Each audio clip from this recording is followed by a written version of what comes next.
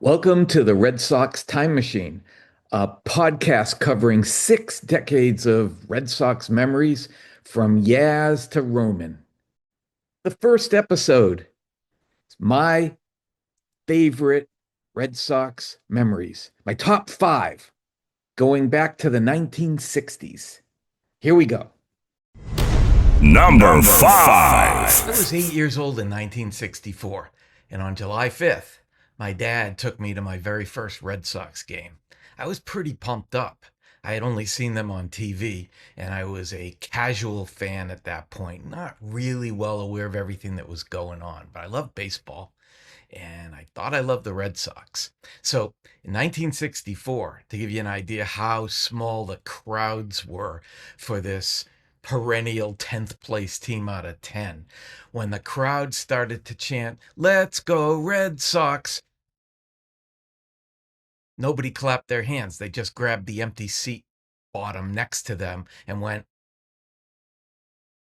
Nobody went to the games. Anyhow, this game, it was against the Los Angeles Angels. Dave Moorhead started and was his usual unspectacular self. Got to the 8th inning. It was a tie game. It was 6-6. The Red Sox got two guys on. Tony Conigliaro came up to the plate. He was a rookie that year. Count went to 3-2. There were two outs. And on the 3-2 pitch, he launched one. It was a blast. 3-run homer. Sox go up 9-6. That was the moment I became a lifelong diehard Red Sox fan. Nothing could undo that moment. And Tony C became my favorite player. It was unbelievable. And the video you just saw on the screen wasn't that July 5th, 1964 home run. It was his first at bat in Fenway Park in April earlier that season, and you could see the scoreboard showed it was the first or second inning. It was really early in the game. That was my number 5 all-time favorite Red Sox moment. Number 4. Fourth all-time favorite Red Sox moment is another Tony Conigliaro moment. Now, on August 18th, 1967, he was tragically beamed, putting an end to his 67 season. He tried to come back in 1968, but after he struck out 4 times in an exhibition game, he quit and tried to come back as a pitcher. By the beginning of the 1969 season, he had given up on pitching. He was coming back on a hitter. He said he could see again. It turned out he really couldn't, but he came back anyhow. Now, this was huge. He was already my favorite player, and now he was back. And I was at a game on June 10th, 1969. I was there with my school class in the left field bleachers. And on that day, Tony Conigliaro hit 3 line drives off the green monster and 1 over the monster. He went 4 for 4 and had 2 RBIs, including that home run. And I felt so good for him. I felt so good for me because it was my favorite player coming back to life and looking better than ever. I mean, how many players ever go 4 for 4? How many players go 4 for 4 with a homer? How many players do their 4 for 4 by tattooing the green monster? I mean, that was an epic day. And sure, we've seen better performances. I remember the 1975 Fred Lynn 3 home run, 10 RBI game. That was pretty amazing, and I liked him as a player. But, Conigliaro in his comeback year, I think he was still only 22 years old, and he had missed a year and a half of baseball. So this was amazing. My all-time number 4 favorite Red Sox moment. Number 3. 3 all-time favorite Red Sox moment.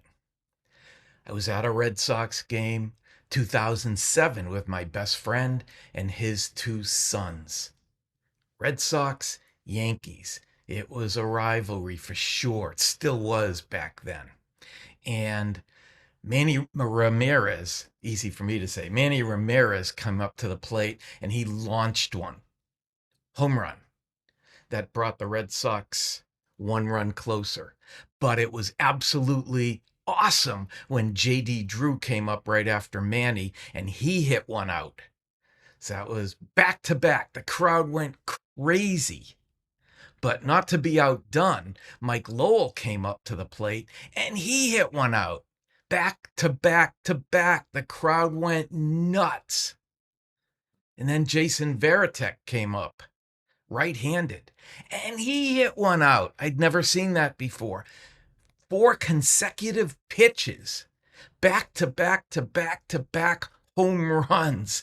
The crowd was crazy for the longest period of time. You'd think the Red Sox had just won the World Series at that moment. But doing that was amazing. Doing that against the Yankees was nuts. That was my third favorite all-time Red Sox moment. Number two. All-time favorite Red Sox moment, we go to 2004, and it's the playoffs, and it's the Yankees again, and the Red Sox were down, and this was game 4. This was the clinching game for the Yankees. But David Ortiz came up, and he hit a walk-off home run into right field, and that was such a special feeling. I mean, he saved the season. It was against the Yankees. It was revenge for the Yankees beating them in that same series in 2003, and the Red Sox were still alive. They still had a chance to win the AL East or the AL championship, and they still had a chance to go to the World Series, which they did, and they won. So that was my number 2 all-time favorite moment. Number 1. My number 1, my all-time favorite Red Sox moment. Nothing comes close. And I'm sure for a lot of you, it's right up there. If it's not your number 1, it's your 2, 3, 4, or 5. 1975 World Series, Game 6, tie game, after midnight. Carlton Fisk comes up to the plate. He shakes his head to, I don't know, get rid of the cobwebs from that time of night. And on the first pitch he sees, he launches one down the left field line off the foul pole. And he's doing his body language. He's waving it fair. He's jumping up and down as he comes around third base. Fans are in his way. He's pushing him aside. Red Sox win Game 6 to stay alive in the World Series. And that gives them a chance to win the World Series in Game 7. All it is hope and faith at that point. But in that moment, Carlton Fisk gave us the hope and the faith. My number 1 all-time favorite Red Sox moment. I will never forget that.